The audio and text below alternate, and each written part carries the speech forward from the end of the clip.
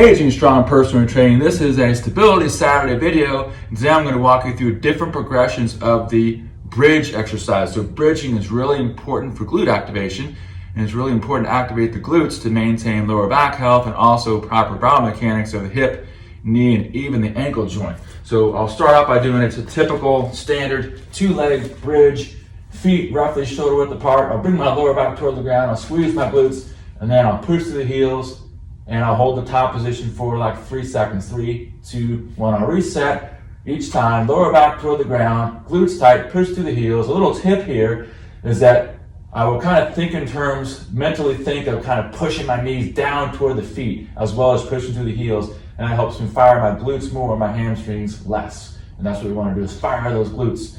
So many of us have one glute that works better than the other. In other words, one glute's firing better than the other, so we have to address the weak side. So how do we do that? We do that with a one-leg bridge. However, jumping straight from a typical two-leg bridge to a full one-leg bridge is a large progression. It's too much of a progression for a lot of people. So I'm going to walk you through how to modify that progression. So the first progression of a one-leg bridge would be what's called an 80-20 bridge.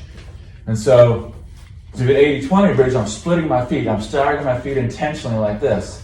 And from there, the biomechanics of the exercise are the same. I bring my lower back toward the ground, I squeeze my glutes, and I raise into the bridge. Now, because my left foot's in the back, I'm going to feel it working a little bit more. Just like the name of the exercise implies, I'm working the one side roughly 80%, where I'm working the right side only 20%. Then, of course, after doing my full set there of 10 to 12 reps, I would do the other side. Now, my right foot's further in the back, so now my right glutes haven't worked just a little bit harder than the left.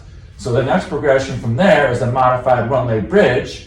Now, if you have a hip replacement, I don't recommend this. You'll see with hip replacements, this would be a contraindicated position. But if you don't have a hip replacement, you should be fine with this as long as you have good hip mobility. And then from there, same principles, lower back toward the ground, push to the heels, squeeze the glutes. Now I'm really isolating the left side in this case. And of course, I would go ahead and do the right side for the same number of reps, probably 10 to 12 reps. And then from there, the final progression is the full one-leg bridge where I straighten out the opposite leg. Same principles, lower back toward the ground, push through the heels, squeeze the left glute. Keep your hips level. It's really challenging on this. It's really easy to let your hips become unlevel. We don't want that. We want the hips to stay level as you do this full one-leg bridge. And of course, I would do the other side as well. There you have it, progressions of the bridge exercise. Thank you so much for watching. Check out our website at agingstrongpt.com.